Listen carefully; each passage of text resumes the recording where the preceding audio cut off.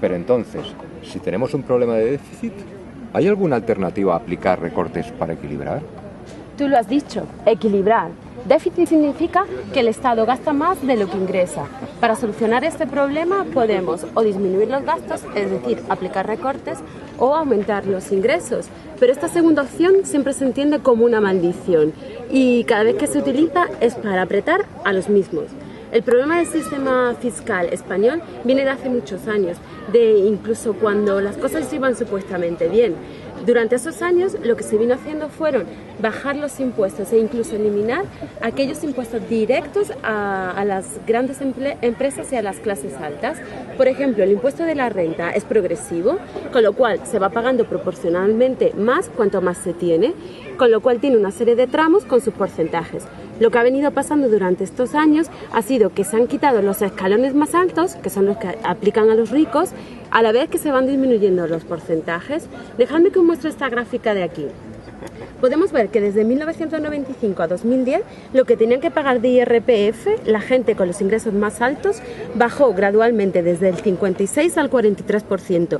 Es decir, sus impuestos se han reducido en una cuarta parte. Pero esa gente muy rica debe de tener parte de sus ahorros como inversiones, beneficios. ¿Eso no se tributa aparte?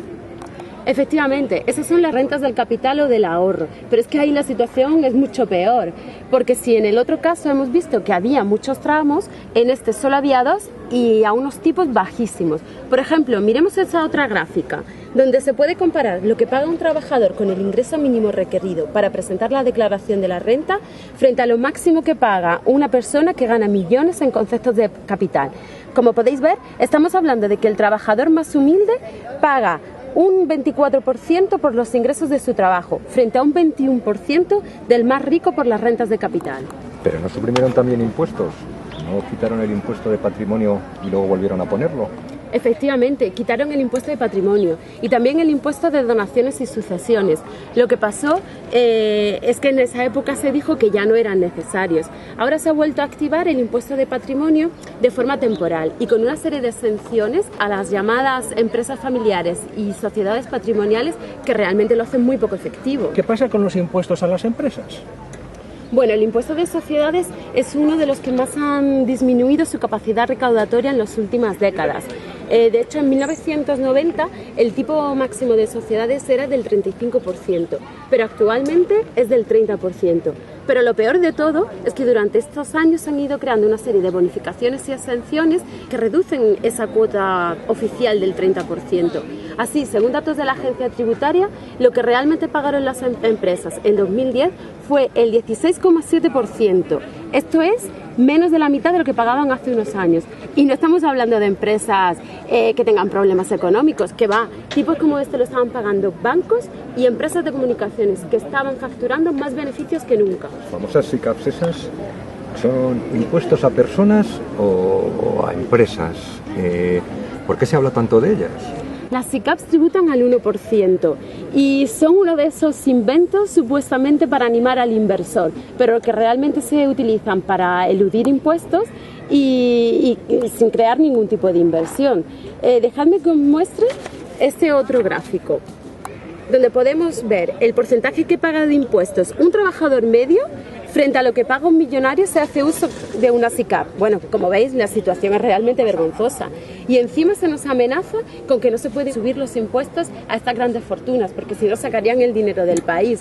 Cuando realmente, si miramos los datos, solamente el 1% del capital de estas grandes fortunas se emplea en invertir en empresas que crean empleo. El 99% restante se emplea en actividades especulativas. ¿Y todo el fraude fiscal que existe?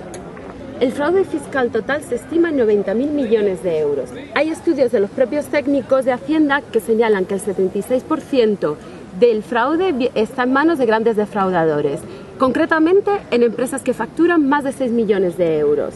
Sin embargo, las directrices políticas de la agencia tributaria obligan a que las inspecciones se centren en el pequeño defraudador, dándose por perdido, como podemos ver en esta gráfica, todo el dinero de la columna de la derecha, es decir, la inmensa mayoría. ¿Por qué no se investiga a los grandes defraudadores?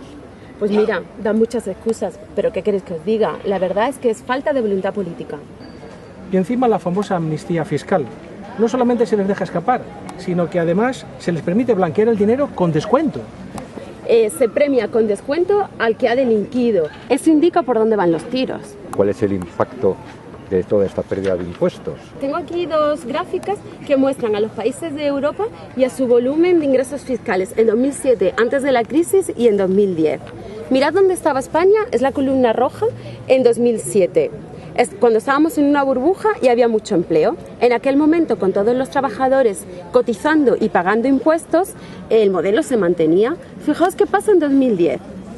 Tras estallar la burbuja, al depender todos los ingresos de los trabajadores, que son los primeros que sufren las consecuencias de la crisis, como vemos, España se va a la cola de Europa. Ahí es donde echamos en falta todos los impuestos que se han ido reduciendo a las clases altas y a las grandes empresas. ¿Y se puede cambiar esta situación? A grandes rasgos podríamos decir, primero, la implantación de un sistema fiscal justo y progresivo, que grave más al que más tiene y permita la redistribución de la riqueza, y además que dote al Estado de los recursos suficientes para cubrir los servicios públicos y crear empleo. Y segundo, la anulación de las amnistías fiscales a los defraudadores, la persecución efectiva del fraude fiscal y la prohibición de operar en paraísos fiscales hasta su total desaparición.